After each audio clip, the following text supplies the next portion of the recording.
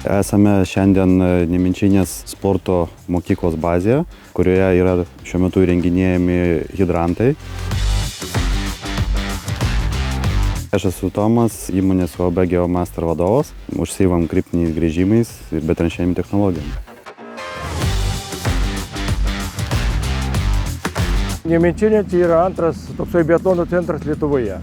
Čia yra, kaip matote, šaudykla, riedslidžių trasas, asfaltuotos, bet žiemą trūksta sniego. Ir dabar savivaldybė finansavo vandens hidrantų įrengimo sistemą, kad žiemai galima būtų gaminti dirbtinį sniegą. Turim patrankos, turim retraką, bet nėra kol kas sistemos davesti vandenį. Viso projekto esmė yra tame, kad turi būti praklotos vandentiekio trasos per visą bazę. Tam tikrose taškuose yra numatyti hidrantai, iki jų turi būti atvestas vanduo ir elektra. Matot, mes turim jau paruoštą infrastruktūrą, asfaltas ir dabar laužyti, gadinti, tai aišku būtų ne mėnesių darbas. Atstatyti, tai kad čia būtinybė, aišku, brangiau, bet geriau. Pasiruošimo etapas tai yra nuo pirmų pokalbių, konsultacijų kažkokių, kaip tai turėtų būti padaryta, kokios technologijos, projekto derinimo etapai. Ir visą tai maždaug užtruko beveik metų. Tai yra esminis dalykas, visas planavimas, pasiruošimas ir nulėmė, ant kiek greitai yra padaromi.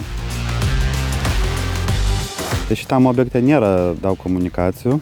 Gruntai iš paviršių atrodo vienaip, kai pradėjom kastis, tai gruntiniai vandenys aukštai yra, sudėtingėja visi darbai. Dabar vyksta pats gręžimas. Pirmas gręžimas jau pilotavimo etapas yra įveiktas, 128 metrai. Vamzdis irgi yra ištrauktas pirmas.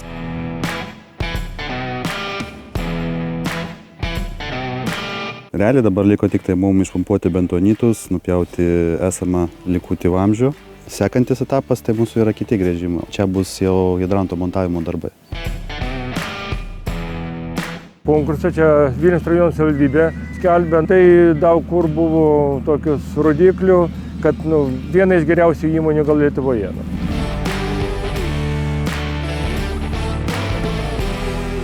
Dažnai gaunam laiškus ir skambučius iš pačių architektų ar projektavimo biurų su klausimais, ar pavyzdžiui, kokią technologiją naudoti. Gauname užklausų ir iš pačių žmonių, tai tikrai galima visada pasiskambinti arba parašyti ir atsakysime visus klausimus.